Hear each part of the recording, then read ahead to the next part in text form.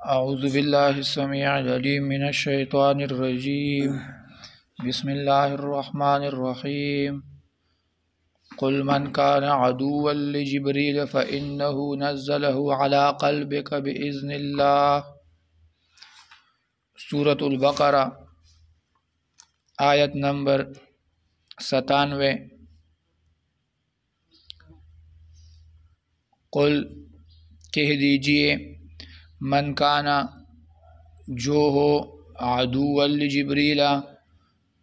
دشمن جبریل علیہ السلام کا، فإنہ بس یقیناً اس جبریل علیہ السلام نے نزلہ لے کر آئے ہیں اس قرآن کو، علی قلبک تمہارے دل پر، بإذن اللہ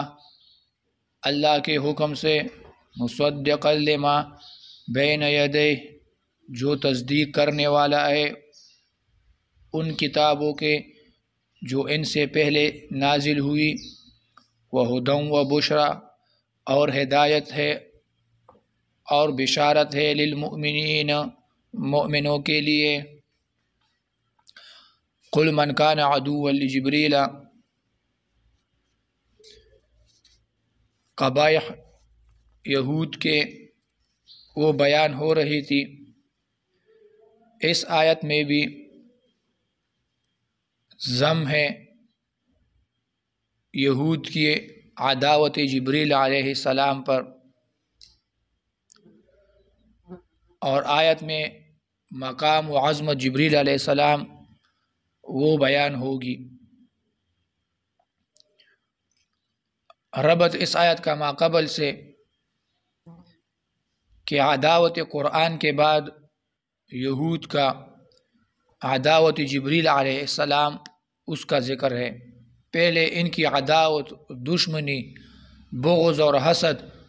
وہ قرآن کے ساتھ ذکر ہوئی، اب جبریل علیہ السلام کے ساتھ ان کی عداوت کا تذکرہ ہے۔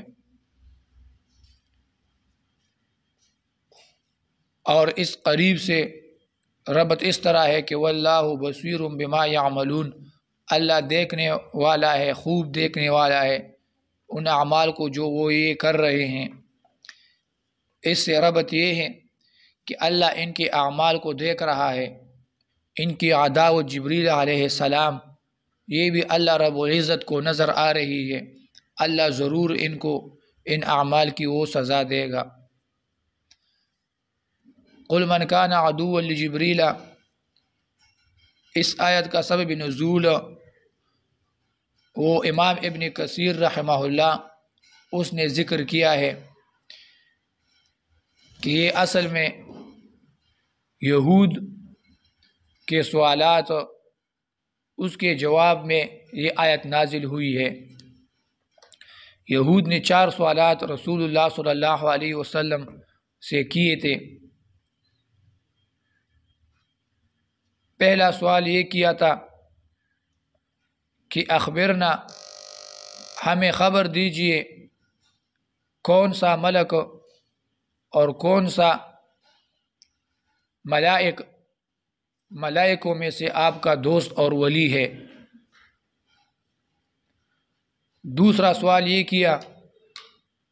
کہ اخبرنا ای الطعام حرم بنی اسرائیل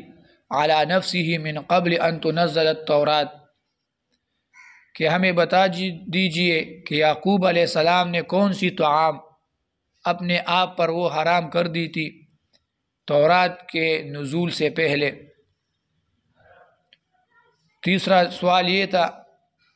کہ اخبرنا کیف ماء المرء و ماء المرأة، کہ آدمی اور عورت اس کی پانی کے بارے میں، نطفے کے بارے میں ہمیں بتا دیجئے، اور پھر اس سے ولد اور اولاد وہ کیسے پیدا ہوتی ہے، کبھی جب مذکر پیدا ہوتی ہے، کبھی انثیٰ پیدا ہوتی ہے، کبھی لڑکا کبھی لڑکی، یہ کیوں؟ اور چوتھا سوال یہ کیا تھا کہ ہمیں کیفیت آخری نبی کے بارے میں وہ بتا دیجئے خواب میں اور نیند میں، کہ نیند کی حالت میں آخری نبی کی کیفیت رسول اللہ صلی اللہ علیہ وسلم وہ کیا ہے؟ تو رسول اللہ صلی اللہ علیہ وسلم نے وہ جوابات دی وحی کے ذریعے۔ پہلا سوال تھا کہ یعقوب علیہ السلام نے خود پر کیا حرام کیا تھا، کون سی طعام، کون سی خوراک حرام کی تھی؟ تو رسول اللہ صلی اللہ علیہ وسلم نے فرمایا یعقوب علیہ السلام نے کوئی بھی چیز اپنے آپ پر حرام نہیں کی تھی، مگر بیماری کی وجہ سے پرہیز کے طور پر اس نے اونٹ کا گوشت وہ کھانا چھوڑ دیا تھا، کیونکہ اس کو ایک بیماری لاحق تھی۔ اور دوسرا سوال کہ ملائک میں کون سا ملک آپ کا وہ ولی اور دوست ہے، ساتھی ہے؟ تو رسول اللہ صلی اللہ علیہ وسلم نے فرمایا جبریل علیہ السلام۔ تو یہ کہہ کر یہود نے کہا کہ جبریل علیہ السلام سے آپ کی دوستی ہے، لہٰذا ہم تم پر ایمان نہیں لائیں گے، کیونکہ جبریل علیہ السلام سے ہماری وہ عداوت ہے۔ آپ کی دوستی ہے اس سے اور ہماری اس سے عداوت ہے، کیونکہ جبریل علیہ السلام نے ہمارے اسلاف پر وہ قسم کے عذاب لائے تھے، اور جبریل علیہ السلام نے ہمارے راز، اسلاف کے جو راز ہیں وہ ظاہر کیے ہیں تمہاری امت پر، تو اس لیے جبریل علیہ السلام سے ہماری عداوت ہے۔ اگر وہی تم پر میکائیل علیہ السلام لے کر آتے، وہ ہمارا دوست ہے، تو ہم تمہاری بات مان لیتے۔ تو یہ آیت اللہ رب العزت نے نازل کی کہ کل من کان عدوا لجبریل فإنہ نزلہ، کہ جو جبریل علیہ السلام کا دشمن ہوگا وہ اللہ تعالیٰ کا دشمن وہ ہوگا۔ اور تیسرا جواب وہ یہ دیا کہ نطفے کے بارے میں، آدمی اور عورت کے نطفے کے بارے میں، تو رسول صلی اللہ علیہ وسلم نے فرمایا کہ آدمی کا نطفہ وہ سفید اور عورت کا زرد ہوتا ہے، اور جو غالب آ جائے وہی اولاد پیدا ہوتی ہے۔ اور چوتھا سوال یہ کیا تھا کہ نبی صلی اللہ علیہ وسلم کی حالت نیند کی حالت میں کیا ہوتی ہے؟ تو فرمایا کہ رسول اللہ صلی اللہ علیہ وسلم کہ نیند کی حالت میں رسول اللہ صلی اللہ علیہ وسلم کی آنکھیں سوتی ہے، لیکن اس کا دل جاگتا رہتا ہے۔ ینام قلبی ولا تنام عینایا۔ تو یہ سبب نزول ابن کثیر رحمہ اللہ نے بیان کیا ہے۔ تو کل سے اللہ رب العزت وہ جواب کر رہا ہے ان کو۔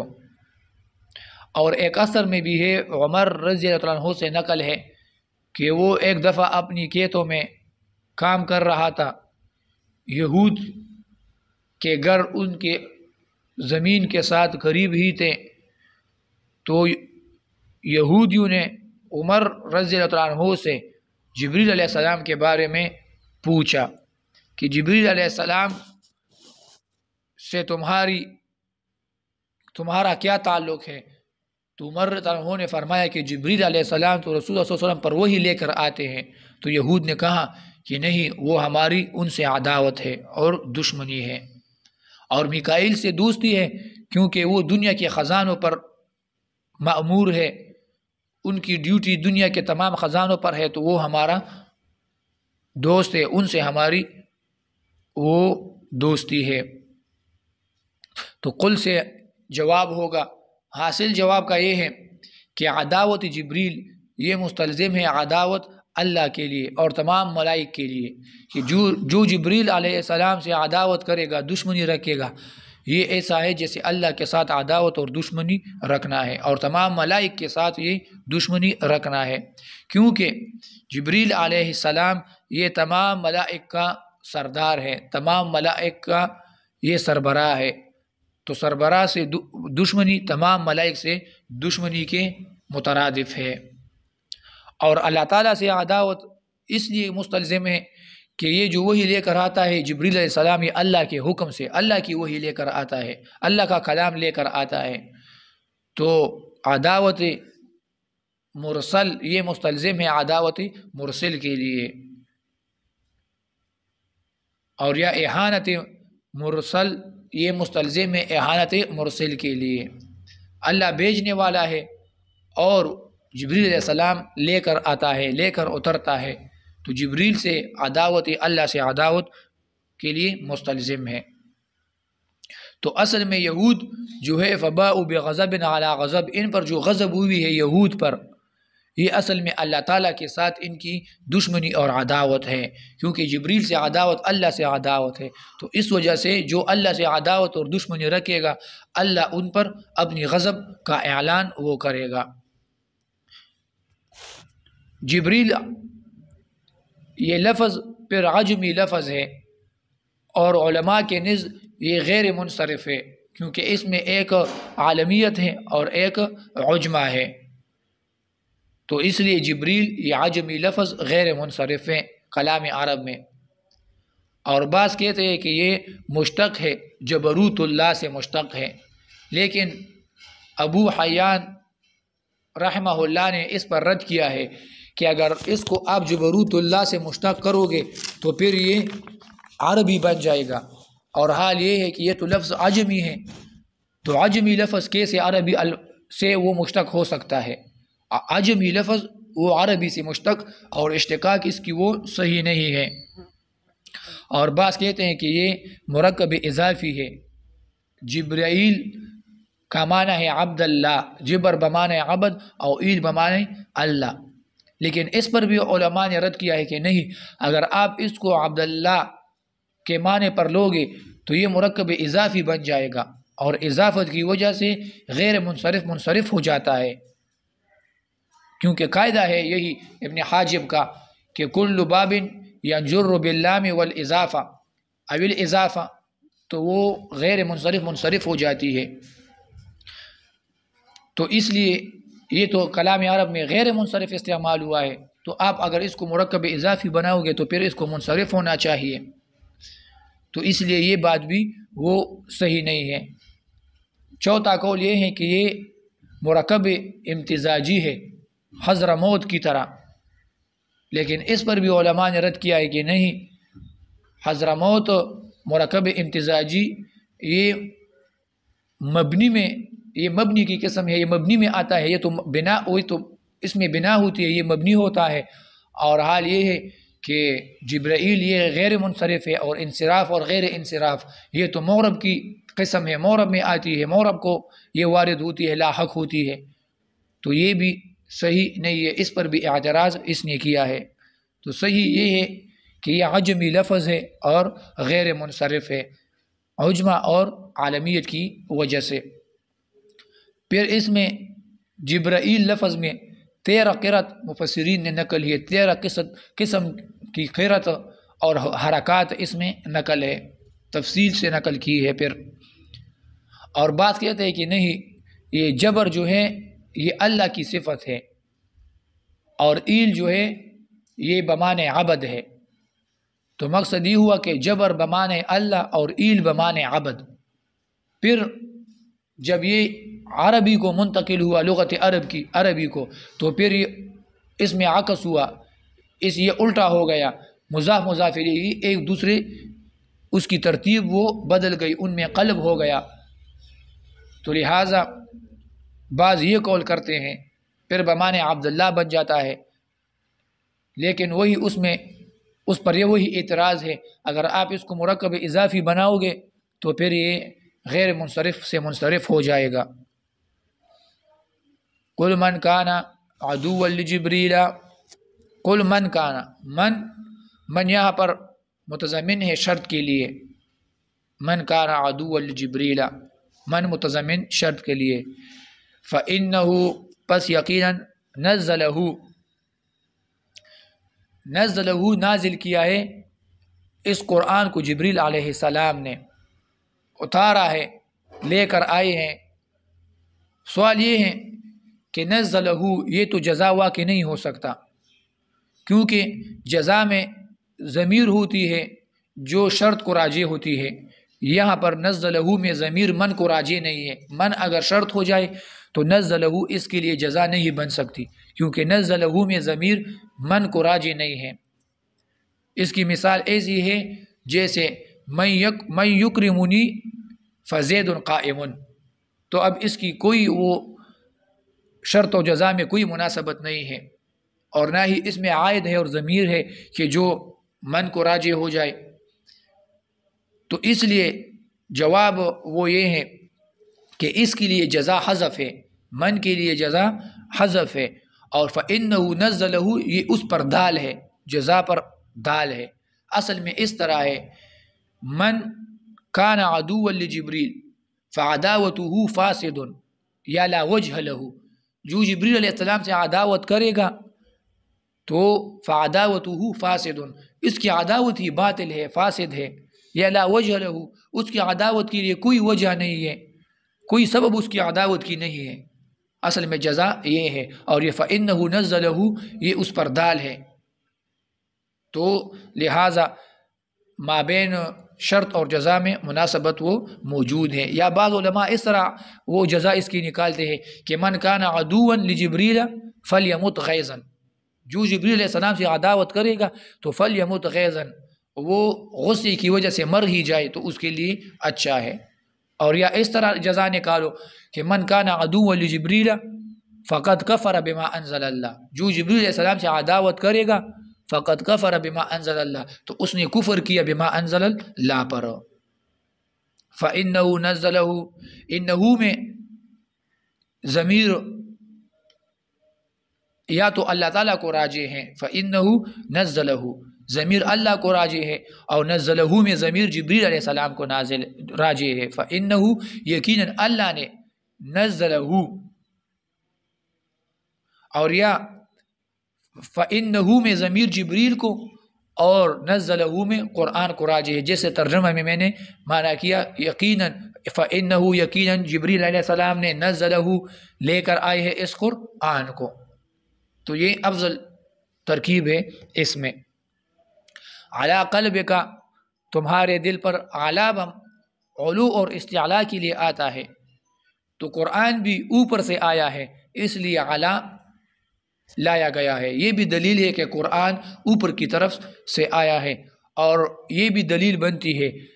کہ الرحمن علی العرش استوى، اللہ تعالیٰ عرش پر مستوی ہے، کیونکہ قرآن اوپر سے آیا ہے تو اللہ تعالیٰ بھی وہ اوپر عرش پر وہ مستوی ہے۔ اور دوسرا اعلیٰ میں احاطہ کا معنی بھی ہوتا ہے، تمکن کا معنی بھی اس میں موجود ہے۔ تو علی قلبک کا مطلب یہ ہے کہ اس قرآن نے تمہارے دل پر پورا احاطہ کیا ہوا ہے، تمہارے دل کو گھیرا ہوا ہے، یعنی تمہارے دل میں قرآن اور وحی کے علاوہ اور کوئی چیز نہیں ہے۔ رسول اللہ صلی اللہ علیہ وسلم کے دل میں دنیاوی محبت، وسواس الشیاطین،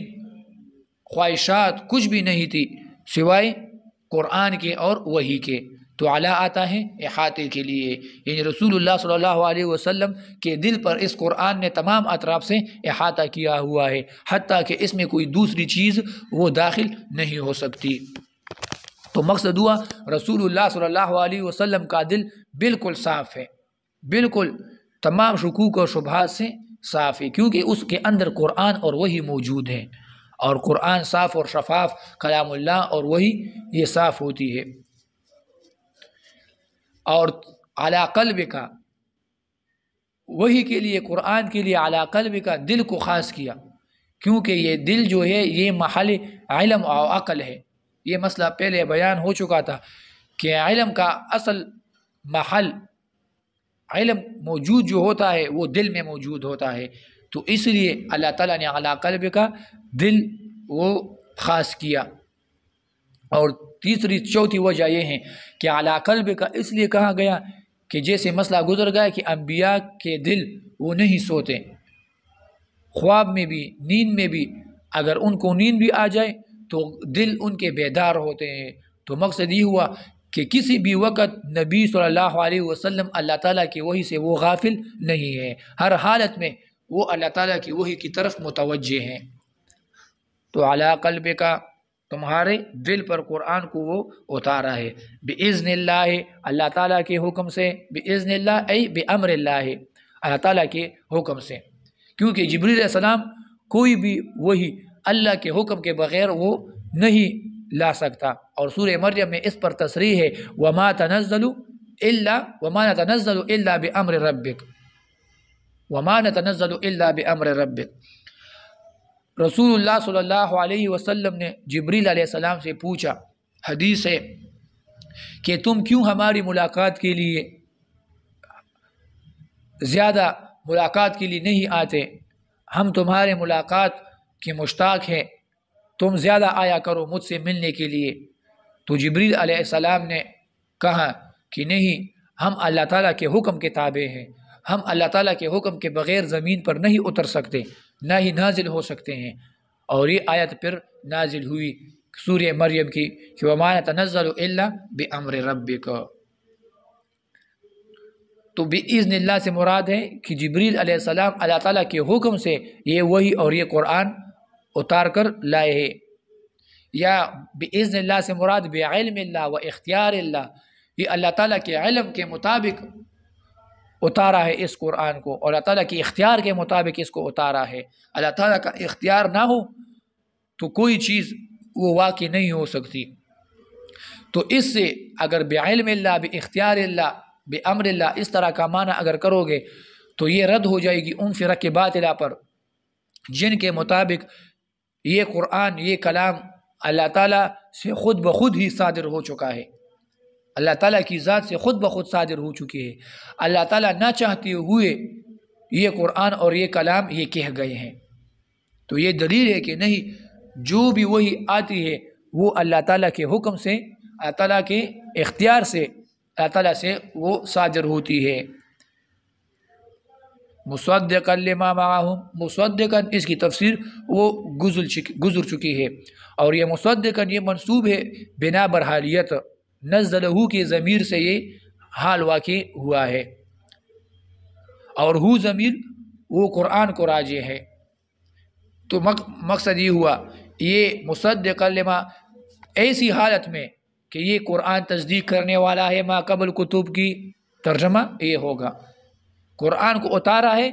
ایسی حالت میں مصدقا لما کہ یہ تصدیق کرتا ہے ان کتابوں کی بین یدی جو اس سے ما قبل تھی۔ یا اگر اس طرح کیا، اگر دوسری ترکیب ہم نے کی کہ فَإِنَّهُ میں ضمیر جبریل علیہ السلام کو راجع تھی، اور انہو میں جبریل کو اور نزلہ میں قرآن کو نازل تھی، تو پھر یہ ترجمہ اس طرح ہوگا کہ ایسی حالت میں کہ جبریل علیہ السلام تصدیق کرنے والا ہے ما قبل کتب کی۔ فَإِنَّهُ نَزَّلَهُ، فَإِنَّهُ میں ضمیر جبریل علیہ السلام کو راجع ہو جائے، پہلے ہم نے نازل کیا تھا راجع کیا تھا اللہ تعالیٰ کو، تو ترجمہ ہوگا کہ جبریل علیہ السلام تصدیق کرنے والے ہیں ما قبل کتب کی، تو پھر یہ مصدقاً یہ صفت جبریل علیہ السلام کی بن جائے گی۔ مقصد یہ ہوگا کہ جبریل علیہ السلام وہ ما قبل کتب کی تصدیق کرنے والا ہے کہ ہاں وہ آسمانی کتب ہے۔ تو جیسے قرآن مصدق ہے، ما قبل کتب کی وہ تصدیق کرتا ہے، تو اسی طرح مصدق اور تصدیق کرنا یہ جبریل علیہ السلام کی بھی صفت بن جائے گی، جبریل علیہ السلام بھی ما قبل کتب کی وہ تصدیق کرتا ہے۔ فَإِنَّهُ مُصَدِّقًا لِمَا بِإِذْنِ اللَّهِ مُصَدِّقًا لِمَا، مصدقا لما ما عبارت ہے ما قبل کتب سے کہ وہ ما قبل کتب کی تصدیق کر رہا ہے، یا ما سے مراد مفسرین نے کہا کہ ما سے مراد ما قبل انبیاء ہے، جتنی بھی ما قبل انبیاء گزرے ہیں ان کی تصدیق کرنے والا ہے کہ ہاں ما قبل انبیاء وہ حق پر تھے، وہ سچے انبیاء تھے، کیونکہ ما ذوی العقول اور غیر ذوی العقول دونوں کے لیے استعمال ہوتا ہے۔ مصدقا لما بین یدیہ، بین یدیہ، یدیہ میں یہ ہو ضمیر وہ قرآن کو راجع ہے کہ قرآن سے ما قبل جو کتب تھی ان کی وہ تصدیق کرنے والا ہے۔ ہدی و بشرا، ہدی و بشرا للمؤمنین، یہ مصدقاً پر عطف ہے ہدن و بشرا، اور ہدن بمانے ہادیون ہے اور بشرا بمانے مبشرن ہے للمؤمنین، تاکہ حمل وہ صحیح ہو جائے۔ اور اگر ہدن و بشرا اپنے معنی پر لو تو یہ پھر حمل مبالغتاً ہو جائے گا، زید عدل کی وجہ سے کی طرح۔ ہدی و بشریٰ للمؤمنین، للمؤمنین، یہ للمؤمنین یہ متعلق ہے ہدی و بشریٰ سے، دونوں سے متعلق ہے بطریق تنازع، اس میں تنازع ہے ہدی و بشریٰ کے ساتھ للمؤمنین۔ پھر للمؤمنین مومنوں کو خاص ذکر کیا، فائدہ یہ کیونکہ قرآن سے فائدہ مومن ہی لیتے ہیں تو اس لیے مومنوں کو خاص ذکر کیا، جبکہ کفار پر یہ قرآن ایک قسم کی حجت ہے، ان پر ایک قسم کا بوجھ ہے، ہوا علیہ غمن سورہ فصلت میں آئے گی، یہ قرآن یہ کفار کے لیے ایک بوجھ ہے، ان پر ایک قسم کی ثقیل گزرتی ہے، گراں گزرتی ہے یہ قرآن، صرف مومن ہی اس سے فائدہ لیتے ہیں۔ من کان عدو للہ، جو ہوگا دشمن اللہ تعالیٰ کا، و ملائکتہ اور ملائکہ، و رسولی اور اس کے رسولوں کا، و جبریل و میکال اور جبریل علیہ السلام اور میکائیل علیہ السلام کا، فإن اللہ بس یقیناً اللہ تعالیٰ عدو للکافرین دشمن ہے کافروں کا۔ یہ بھی رد ہے عداوت جبریل پر کہ عداوت جبریل یہ مستلزم ہے عداوت اللہ کے لیے، جو جبریل سے عداوت کرے گا یہ مستلزم ہے عداوت اللہ کے لیے۔ پھر ان کی عداوت اللہ سے کیسے ہے، اللہ سے کیسے یہ عداوت کرتے ہیں؟ اللہ سے تو کوئی عداوت نہیں کر سکتا، دشمنی نہیں کر سکتا، وہ تو قوی ذات ہے۔ تو اس کا مقصد یہ ہے کہ یہ اللہ تعالیٰ کے احکام کی مخالفت کرتے ہیں، اللہ تعالیٰ کی احکام کی مخالفت کرتے ہیں، تو ہر کافر ہر مشرک اللہ تعالیٰ کے احکام کی توحید کی وہ مخالفت کرتا ہے تو معلوم ہوا ہر مشرک اور کافر اللہ تعالیٰ کا دشمن ہے، کیونکہ مخالفت اللہ تعالیٰ کی یہ ایک قسم کی دشمنی ہے، بطریق انکار یہ مخالفت کرتے ہیں۔ وملائکتہ جبریل کو ذکر، عدو للہ وملائکتہ، ملائک تمام ملائک سے دشمنی ذکر کی، یہ اس وجہ سے کہ جبریل علیہ السلام سے عداوت یہ تمام ملائک سے عداوت کے ساتھ مستلزم ہے، کیونکہ جبریل علیہ السلام ان کا سربراہ ہے، ان تمام ملائک کا ان کا سردار ہے، تو اس سے دشمنی تمام سے وہ دشمنی کے مترادف ہے۔ اور پھر ملائک سے دشمنی کس طرح ہے ان کی؟ ملائک سے دشمنی ان کی اس طرح ہے کہ یہ ملائک کو مؤنث کہتے تھے کہ یہ ملائک جو ہے یہ لڑکیاں ہے، اور بنات اللہ اس کو کہتے تھے، وغیرہ وغیرہ دوسرے غلط عقائد تھے ان مشرکوں کے ملائک کے بارے میں، تو اس لیے یہ ان کی عداوت ہے ملائک کے ساتھ۔ وجبریل و میکال، جبریل اور میکال، جبریل علیہ السلام کو دوبارہ ذکر کیا کیونکہ من کان ملائک میں یہ بھی داخل تھا، تب ملائک میں جبریل علیہ السلام بھی داخل ہے، میکال علیہ السلام وہ بھی داخل ہے، لیکن اس کو دوبارہ ذکر کیا کیونکہ یہ بڑے ملائک ہے، یہ ملائک کے سردار ہے، اس لیے ان کو خاص ذکر کیا، تو اس کو کہتے ہیں تخصیص بعد تعمیم۔ اور اس سے یہ بھی پتہ چلتا ہے کہ جبریل اور میکال علیہ السلام ان سے دشمنی اور عداوت یہ مستلزم ہے تمام ملائک سے عداوت اور دشمنی کے لیے، تو یہ تخصیص بعد تعمیم بن جائے گی۔ اور یا سوال ہی جبریل علیہ السلام کے بارے میں ہوا تھا، سوال ہی جبریل علیہ السلام کے بارے میں ہوا تھا، بحث ہی جبریل علیہ السلام کی وہ چل رہی ہے، کیونکہ یہود نے کہا تھا کہ جبریل علیہ السلام کون وحی لے کر آتا ہے، تو اس لیے جبریل علیہ السلام کو مستقل دوبارہ ذکر کیا۔ اور تیسرا اس میں فائدہ یہ ہے کہ اس میں شرافت جبریل علیہ السلام کو اشارہ ہے کہ جبریل علیہ السلام وہ معزز اور عظیم ملائک میں سے ہے، ان کی شرافت اس سے ظاہر ہو گئی کہ جبریل علیہ السلام اور میکائیل علیہ السلام کو مستقلاً دوبارہ ذکر کیا ہے۔ اور میکائیل علیہ السلام کو ذکر کیا، اس میں تعریض ہے ان پر اور ان کے دعوے پر رد ہے۔ انہوں نے کہا تھا کہ میکائیل علیہ السلام وہ ہمارا دوست ہیں اور جبریل علیہ السلام سے ہماری دشمنی ہے، کیونکہ جبریل علیہ السلام وہی لے کر آتا ہے، تو ان پر رد ہے کہ شروع میں میکائیل علیہ السلام بھی وہی لے کر آئے تھے، کچھ وہی میکائیل علیہ السلام بھی انبیاء پر لے کر آئے تھے، تو پھر آپ کے دعوے میں وہ تناقض ہے، آپ کی بات میں تناقض ہے اور تضاد ہے۔ تو پھر آپ کی عداوت میکائیل علیہ السلام کے ساتھ بھی ہونی چاہیے۔ وہی لانے کی بنا پر آپ عداوت اور دشمنی جبریل علیہ السلام سے کرتے ہو، تو اسی بنا پر پھر میکائیل علیہ السلام کے ساتھ بھی عداوت اور دشمنی آپ کی ہونی چاہیے، کیونکہ میکائیل علیہ السلام بھی شروع میں انبیاء پر وہی لاتے تھے۔ تو یہ ان کے دعوے پر ایک قسم کا رد ہے کہ آپ میکائیل سے دوستی رکھتے ہو، لیکن وہ بھی تو وہی لے کر آئے تھے، ان کے ساتھ بھی آپ کی دشمنی وہ ہونی چاہیے۔ جبریل و میکائیل، اور جبریل اور میکائیل علیہ السلام، ان دونوں کو رسول اللہ صلی اللہ علیہ وسلم بھی دعاؤں میں وہ جمع کرتا تھا۔ اللہم رب جبریل و میکائیل و رب اسرافیل فاطر السماوات والارض عالم الغیب والشہادہ انت تحکم بین عبادک فیما کانوا فیہ یختلفون اہدنی لما اختلف فیہ من الحق باذنک انک تہدی من تشاء الی صراط مستقیم۔ رسول اللہ صلی اللہ علیہ وسلم جب تہجد کے لیے اٹھتے تھے رات کو، تو یہ دعا پڑھتے تھے تہجد میں، اللہم رب جبریل و میکائیل و رب اسرافیل۔ تو یہ بڑے ملائک ہیں، عظیم ملائک ہیں، ان کی شان بہت بڑی ہے، تو رسول اللہ صلی اللہ علیہ وسلم وہ دعا میں ان کو جمع کرتے تھے، رب جبریل و میکائیل۔ یہاں پر بھی اللہ تعالیٰ نے جبریل اور میکائیل علیہ السلام کو وہ جمع کیا ہے۔ میکائیل، ان میں بھی وہی اقوال ہے جو جبریل علیہ السلام میں بیان ہو گئی کہ یا تو یہ عجمی لفظ ہے یا عربی لفظ ہے اور معنی ہے عبداللہ کا، اور یہ بھی غیر منصرف ہے عجمہ اور عالمیت کی وجہ سے میکائیل، اور یا یہ پھر ملکوت اللہ سے ماخوذ ہے، جیسے جبرائیل جبروت اللہ سے ماخوذ تھا، یہ ملکوت اللہ سے ماخوذ ہے۔ لیکن ابو حیان نے اس پر بھی رد کیا ہے کہ ملکوت اللہ سے اس کو اگر ماخوذ کرو گے تو یہ اشتقاق عربی اس میں آ جائے گی، اور عجمی لفظ کو اشتقاق عربی وہ داخل اور وارد وہ نہیں ہو سکتی۔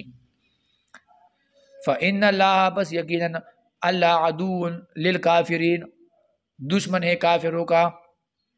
فَإِنَّ اللَّهَ عَدُوٌ لِلْكَافِرِينَ، عدو لہم نہ کہا کہ اللہ تعالیٰ ان کا دشمن ہے، خاص ذکر نہیں کیا، کیونکہ اللہ تعالیٰ صرف ان یہود کا نہیں بلکہ ہر کافر کا دشمن ہے، جو بھی کفر کرے گا وہ اللہ تعالیٰ ان کا دشمن ہوگا۔ تو اللہ تعالیٰ کو تو یہ بات ظاہر ہو گئی کہ اللہ تعالیٰ کی کوئی عداوت اور دشمنی ان یہود کے ساتھ نہیں ہے، ان یہود کے ساتھ کوئی دشمنی اللہ تعالیٰ کی نہیں ہے، ان کی ذوات سے نہیں ہے، بلکہ ان کی صفت سے اللہ تعالیٰ کو دشمنی ہے کہ ان لوگوں میں بد صفات ہے، ان میں کفر ہے،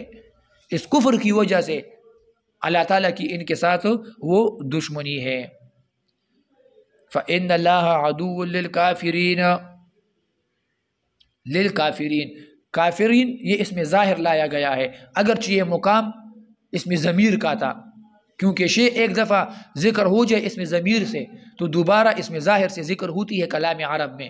یہ محل اس میں ضمیر کا ہے، لیکن یہاں پر لایا گیا ہے اس میں ظاہر، اور کلام عرب میں وضع اس میں ظاہر کی اس میں ضمیر کی جگہ پر یہ شائع اور کثیر ہے، کثیر الاستعمال ایسا ہوتا ہے کہ اس میں ضمیر کی جگہ اس میں ظاہر کو لایا جاتا ہے۔ جیسے شعر میں شاعر وہ فرماتا ہے لا ارى الموت يصدق الموت شيء سبق الموت ذا الغنى والفقير، لا ارى الموت يصدق الموت، یہاں پر لا ارى الموت ایک دفعہ موت ذکر ہوئی، پھر دوبارہ موت ذکر ہوئی، وسبق الموت تیسری دفعہ بھی موت وہ ذکر ہوئی ہے، ذا الغنى والفقير، مقصد شعر کا یہ کہ موت کو میں نے نہیں دیکھا مگر اس حالت میں دیکھا ہے موت کو کہ موت نہ فقیر اور نہ غریب اور نہ مالدار کسی کا لحاظ نہیں کرتی، ہر کسی پر یہ وارد ہوتی ہے، فقیر غریب ملنگ اور مالدار ہر کسی کو یہ موت آ جاتی ہے۔ تو یہاں پر موت 3 دفعہ ذکر ہوا ہے، اگرچہ موت ایک دفعہ اگر اس میں ظاہر کے ساتھ ذکر ہو جائے تو پھر ضمیر کے ساتھ ذکر کر دینا چاہیے، لیکن یہاں پر اس میں ظاہر کے ساتھ 3 دفعہ ایک ہی شعر میں ذکر ہوا ہے، تو اس کو کہتے ہیں وضع اس میں ظاہر کی، مقام اور محل اس میں ضمیر کی، یہ کلام عرب میں یہ مستعمل ہے۔ فَإِنَّ اللَّهَ عَدُوٌ لِلْكَافِرِينَ، پس اللہ تعالیٰ دشمن ہے کافروں کا۔ وَلَقَدْ أَنزَلْنَا، اور یقیناً ہم نے نازل کیا ہے، الیکا تمہاری طرف، آیات بینات واضح نشانیاں، وما یکفر بہا اور کفر نہیں اور انکار نہیں کرتے اور کفر نہیں کرتے ان نشانیوں کی الا الفاسقون مگر نافرمان. ان نشانیوں کی جو ہم نے آپ پر نازل کی ہے اور اتاری ہے ان کا انکار صرف نافرمان لوگ ہی وہ کرتے ہیں. یہ آیت بھی ما قبل آیت سے متعلق ہے کہ جبریل علیہ السلام کے ساتھ ان کی عداوت تھی، تو یہ عداوت اس حد تک پہنچ گئی کہ انہوں نے اللہ تعالیٰ کی تمام آیات بینات ان کا بھی انکار کر دیا، کہ جو آیات بینات جبریل علیہ السلام لے کر آئے تھے ان سب کا انہوں نے انکار کر دیا، کیونکہ یہ عداوت جبریل علیہ السلام سے رکھتے تھے. تو جبریل علیہ السلام آیات بینات لے کر آتا تھا، تو اس کی بنا پر انہوں نے آیات بینات کا بھی وہ انکار کر دیا. تو عداوت جبریل یہ سبب بن گئی ان کی انکار آیات بینات کا. آیات بینات اس سے تو یا مراد قرآنی آیات ہے اور اس سے مراد وہی ہے، اور یا اس سے مراد معجزات ہے، وہ دلائل ہے جو رسول اللہ صلی اللہ علیہ وسلم کی نبوت اور حقانیت اس کے دلائل اور معجزات تھے، وہ اس سے مراد تھے. تو مقصد یہ ہوا کہ انہوں نے آیات اور معجزات سب کا انکار وہ کیا ہے. ربط اس کا یہ ہے کہ عداوت جبریل علیہ السلام کے بعد اب عداوت ان کی بینات کے ساتھ وہ ذکر ہو رہی ہے، آیات بینات کے ساتھ. اور ابن سریہ ان کا ایک عالم تھا، انہوں نے اس حد تک ایک دفعہ رسول اللہ صلی اللہ علیہ وسلم کو کہا تھا کہ یا محمد ما جئتنا بشیء نعرفه وما انزل اللہ علیک من آیات بینات، کہ اے محمد صلی اللہ علیہ وسلم ما جئتنا بشیء، تم کوئی بھی چیز لے کر ہمارے پاس نہیں آئے، کوئی بھی چیز تم لے کر نہیں آئے ہمارے پاس. وما نعرفه، اور نہ ہی ہم کوئی چیز کو جانتے ہیں کہ انزل اللہ، کہ اللہ تعالیٰ نے تم پر جو نازل کیا ہے، اللہ تعالیٰ نے تم پر کوئی چیز نہیں اتاری. تو انہوں نے صاف انکار کر دیا تھا رسول اللہ صلی اللہ علیہ وسلم کی نبوت کا اور نزول وحی کا، کہ رسول اللہ صلی اللہ علیہ وسلم پر کوئی وحی وہ نازل نہیں ہوتی، اور نہ ہی ہم جانتے ہیں کہ آپ پر کوئی چیز وہ نازل ہوئی ہو.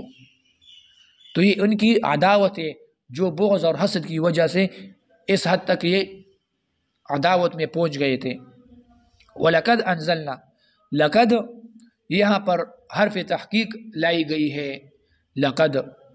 یہ اس لیے کہ ابن سریہ نے تاکید کے ساتھ انکار کر دیا تھا، انہوں نے تاکید کے ساتھ انکار کر دیا تھا. ما جئتنا بشیء نعرفه وما انزل اللہ علیک من آیات بینات، اور اللہ تعالیٰ نے تم پر کوئی آیات بینات بھی نہیں، تو اس نے تاکید سے انکار کیا تھا، اللہ تعالیٰ نے تاکید کے ساتھ رد بھی کر دیا. وَلَقَدْ، اللہ تعالیٰ نے حرف تحقیق وہ ذکر کیا. آیات بینات، آیات بینات سے کیا مراد ہے؟ تو آیات بینات سے یا تو مراد آیات قرآنی ہیں جو صداقت رسول اللہ صلی اللہ علیہ وسلم پر دال تھی، کہ رسول اللہ صلی اللہ علیہ وسلم کی نبوت وہ صحیح ہے، حق ہے، آیات بینات سے یہ مراد ہے. اور یا آیات بینات سے مراد وہ توحید کی نشانیاں ہے، آیات توحید ہے، معجزات ہے، وہ اس سے مراد ہے. بینات یہ جمع بینتن کی ہے، وہ دلیل جو انسان کو اپنے مطلوب تک پہنچاتی ہے. بینہ اس دلیل کو کہتے ہیں جو انسان کو مطلوب تک پہنچا دیتی ہے بغیر واسطے کے، یا اس میں واسطہ کم ہو، کم واسطوں سے یا بغیر واسطے کے انسان کو مطلوب تک پہنچا دے، تو اس کو کہتے ہیں بینہ. تو اس لیے دلیل کو بھی پھر دلیل بین کہا جاتا ہے، اور دلیل غیر بین، بینات کو دلیل بین کہا جاتا ہے، اور ایک ہوتی ہے دلیل غیر بین. دلیل غیر بین وہ ہوتا ہے جو مطلوب کو تو پہنچا دیتا ہے لیکن درمیان میں کثیر واسطے ہو، بہت واسطوں سے انسان کو مطلوب تک پہنچا دے، تو اس کو کہتے ہیں دلیل غیر بین. تو دلیل دو قسم کا ہے، ایک دلیل بین ہوتا ہے اور دوسرا غیر بین ہوتا ہے. آیات بینات کو دلیل بین کہا جاتا ہے بغیر واسطے کے، یہ انسان کو مطلوب تک پہنچا دیتے ہیں، یا اگر واسطے ہو بھی تو وہ قلیل اور کم ہو. آیات بینات، آیات بینات یہ ان کو آیات بینات کہا گیا کیونکہ اس میں دو حیثیت ہے آیات بینات میں، الفاظ کے لحاظ سے اور معانی کے لحاظ سے۔ یہ آیات یہ الفاظ کے لحاظ سے بھی بین ہے، الفاظ کے لحاظ سے بھی صریح ہے، اس میں کوئی وہ نقص نہیں ہے۔ لغت عرب کے لحاظ سے، فصاحت اور بلاغت کے لحاظ سے ان میں کسی قسم کا نقص ابھی تک کسی نے ثابت نہیں کیا اور نہ قیامت تک کوئی ثابت کر سکتا ہے۔ اور معنی کے لحاظ سے، مفہوم کے لحاظ سے اس میں کسی قسم کا نقص وہ بھی نہیں پایا جاتا، تو دونوں لحاظ سے یہ بین ہے، اس لیے یہ کامل کتاب ہے۔ وما یکفر بہا اور کفر نہیں کرتے ان آیات پر الا الفاسقون مگر نافرمان۔ تو اس سے یہ معلوم ہوا کہ یہود کفر کرتے ہیں تو یہود فاسق ہے، تو لہٰذا یہود یہ فاسق ہے، اس فسق کی وجہ سے یہ آیات بینات کا انکار کرتے ہیں۔ مقصد یہ ہے مقدمہ اس طرح بناؤ کہ یہود وہ کفر کرتے ہیں اور جو کافر ہوگا وہ فاسق ہوگا، اور جو فاسق ہوگا وہ انکار آیات بینات کا کرے گا، تو یہ یہود کافر ہے اس لیے اور ان میں فسق ہے، تو اس کی وجہ سے یہ آیات بینات کا وہ انکار کرتے ہیں۔ وما یکفر بہا الا الفاسقون۔ حسن بصری رحمہ اللہ کے قول کے مطابق اگر کفر کے ساتھ فسق ذکر ہو جائے تو اس سے کفر اکبر وہ مراد ہوتا ہے، اور گناہ کے ساتھ اگر فسق وہ ذکر ہو جائے تو اس سے کبیرہ گناہ وہ مراد ہوگی۔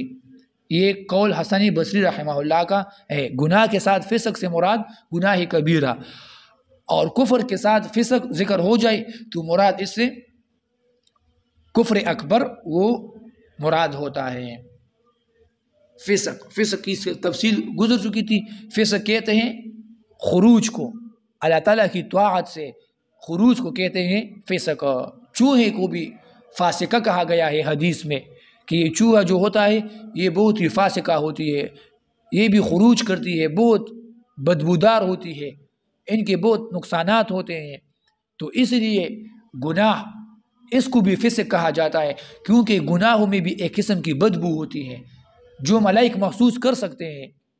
ملائک نفرت کرتے ہیں گناہوں سے، بدبو سے،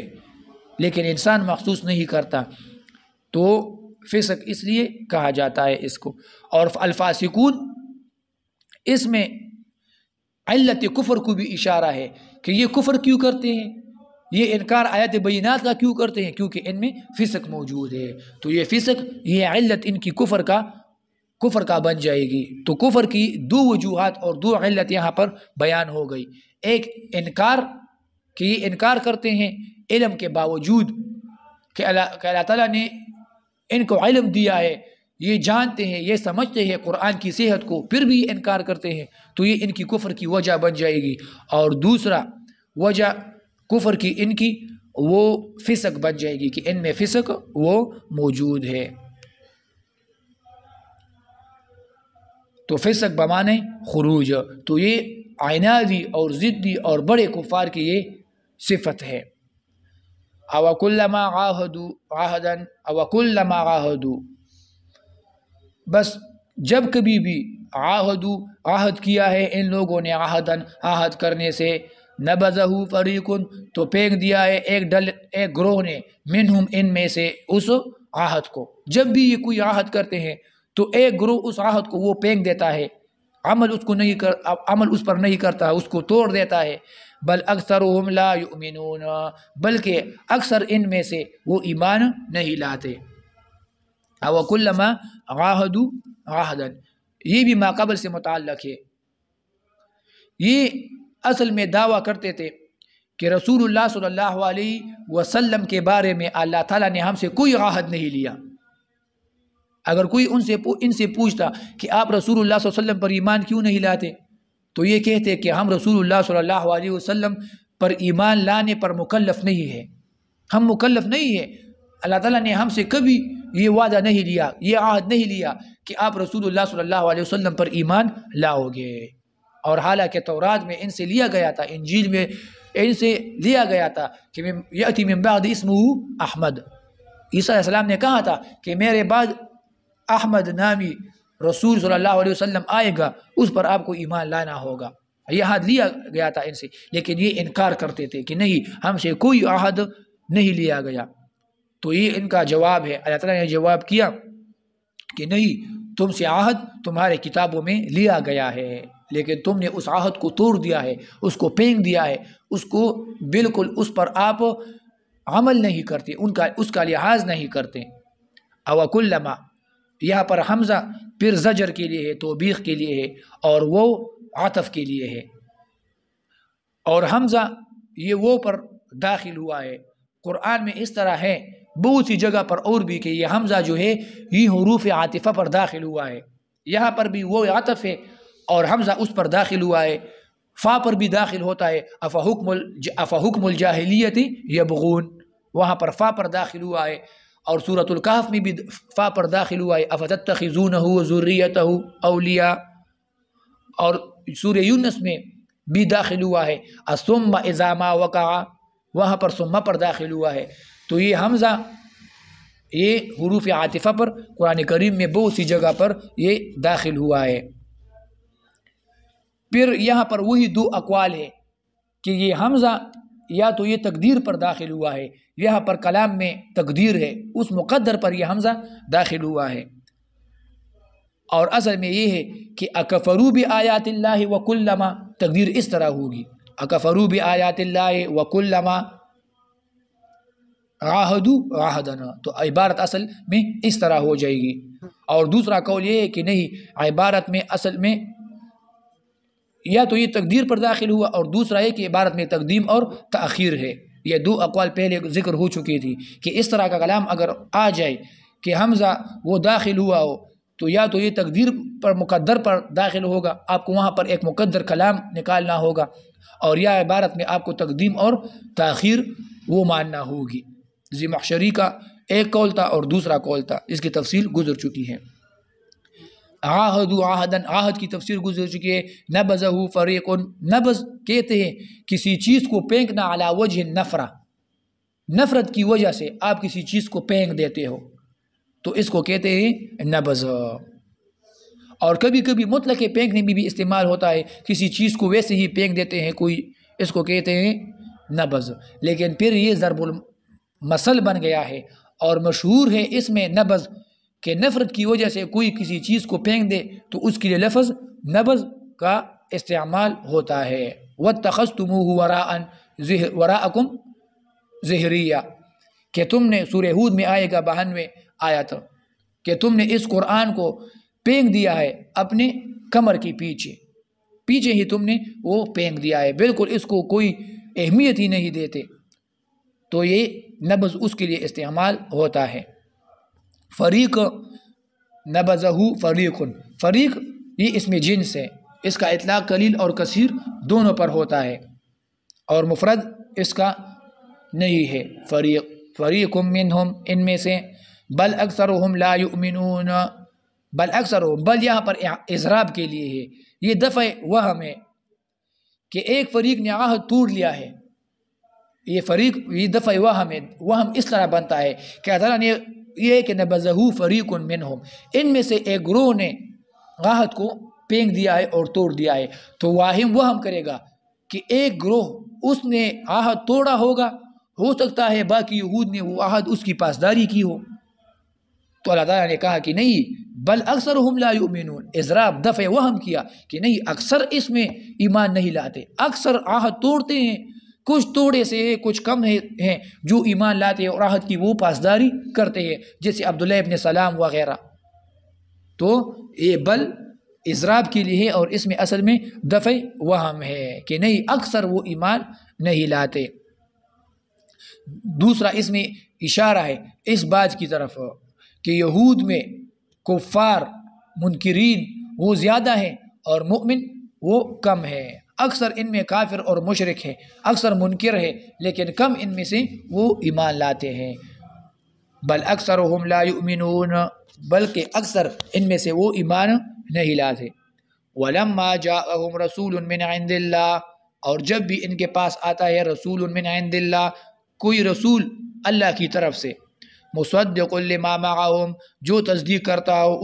ان کتابوں کی، معہم جو ان کے پاس ہے، نبذ فریق، تو پھینک دیتے ہیں ایک گروہ ان میں سے، من الذین اوتوا الکتاب، ان لوگوں میں سے، اوتوا الکتاب جو ان کو دیا گیا ہے کتاب، کتاب اللہ ہے، اللہ تعالیٰ کی کتاب کو، وراء ظہورہم، اپنے پیٹھ کے پیچھے، کأنہم لا یعلمون، گویا کہ یہ بالکل نہیں جانتے ہیں، اللہ تعالیٰ کی کتاب کو اس طرح پھینک دیتے ہیں اپنے پیٹھ کے پیچھے، گویا یہ اس کو بالکل جانتے ہی نہیں ہیں کہ یہ اللہ تعالیٰ کی کتاب ہے۔ وَلَمَّا جَاءَهُمْ، پہلے زجر بیان ہوا کہ یہ لوگ رسول اللہ صلی اللہ علیہ وسلم کو نہیں جانتے، اب رسول اللہ صلی اللہ علیہ وسلم کی حقانیت پر دلیل ذکر ہوگی کہ نہیں،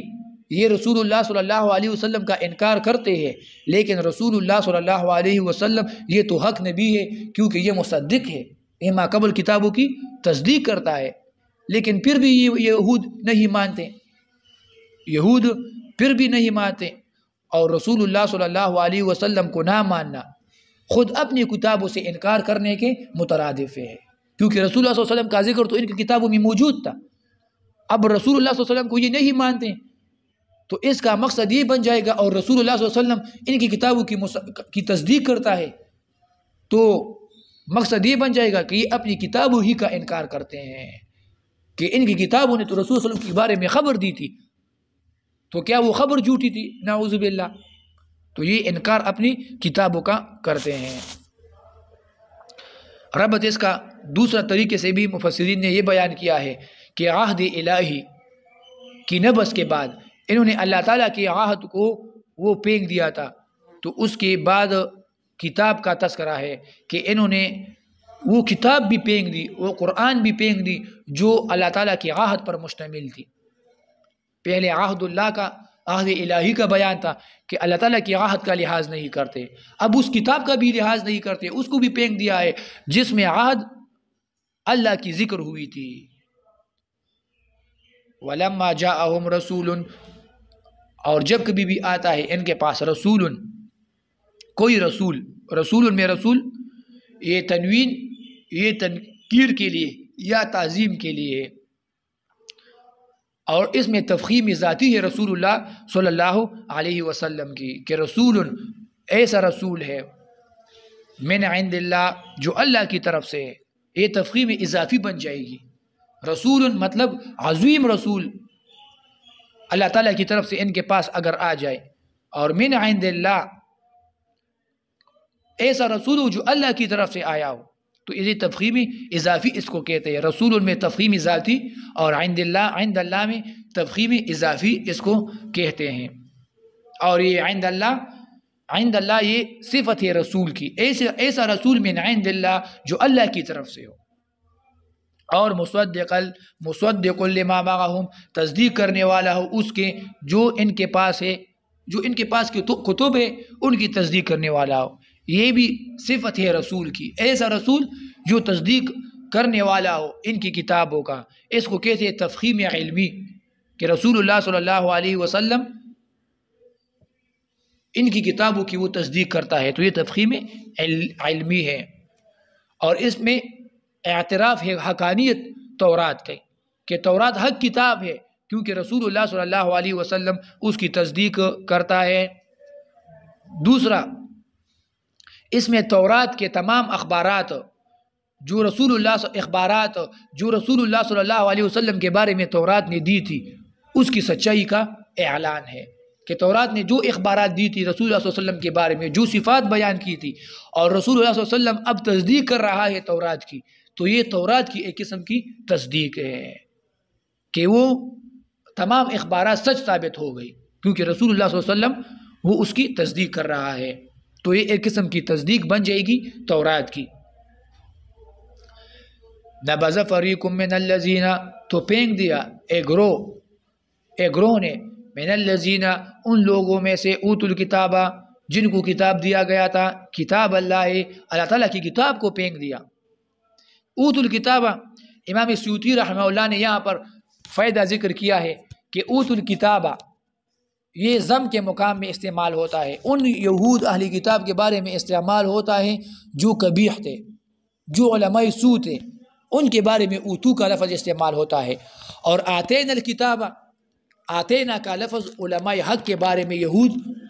کا استعمال ہوتا ہے۔ تو جہاں پر اوت الکتابہ آیا ہوگا اس سے مراد ان کے علماء سوء، علماء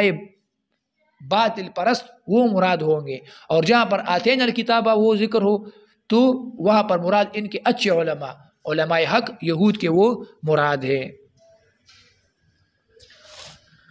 اوت الکتابہ، اور بعض یہ فرق نہیں کرتے، یہ کہتے کہ یہ فرق اکثری ہے، یہ کلی نہیں ہے۔ کتاب اللہ ہے، اللہ تعالیٰ کی کتاب کو کس کو اوت الکتابہ؟ کتاب اللہ، کتاب اللہ سے مراد یا تو تورات ہے اور یا قرآن ہے۔ تورات اگر مراد ہو جائے تو مقصد یہ ہوگا کہ رسول اللہ صلی اللہ علیہ وسلم کو نہ ماننا، رسول اللہ صلی اللہ علیہ وسلم کا انکار یہ مستلزم ہے انکار تورات کے لیے۔ تو آپ رسول اللہ صلی اللہ علیہ وسلم کو نہیں مانتے تو ایسا ہوا کہ تم نے تورات کو نہیں مانا اور تورات کو پھینک دیا۔ اور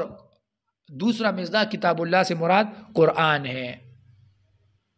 تو مطلب یہ ہوا کہ یہ رسول اللہ صلی اللہ علیہ وسلم کو بھی نہیں مانتے اور اس کی کتاب قرآن کو بھی وہ نہیں مانتے۔ کتاب اللہ وراء ظہورہم، پھینک دیتے ہیں کتاب اللہ کو وراء ظہورہم، اپنے پیٹھ کے پیچھے اس کو پھینک دیتے ہیں۔ یعنی وراء ظہورہم یہ کنایہ ہے اعراض سے، کہ یہ کتاب اللہ سے اعراض کرتے ہیں، منہ موڑتے ہیں، بالکل توجہ ہی نہیں دیتے، ان کی کوئی اہمیت ہی ان کے پاس وہ نہیں ہے۔ یہ کنایہ ہے اعراض سے، وراء ظہورہم، کأنہم لا یعلمون، گویا کہ وہ نہیں جانتے، کأنہم لا یعلمون، کہ بالکل یہ کأنہم لا یعلمون یہ پھر جملہ حالیہ بن جائے گا۔ ایسی حالت میں لا یعلمون گویا کہ یہ نہیں جانتے، کہ بالکل اپنے آپ کو جاہل بنا لیتے ہیں کہ ہم تو اس کتاب کی حقانیت، رسول کی حقانیت اس کو بالکل جانتے ہی نہیں، اس لیے اگر یہ حق ہوتا تو ہم اس کو قبول کرتے، اب ہم جو پھینکتے ہیں اس کو قبول نہیں کرتے تو معلوم ہوتا ہے کہ یہ حق نہیں ہے۔ تو یہ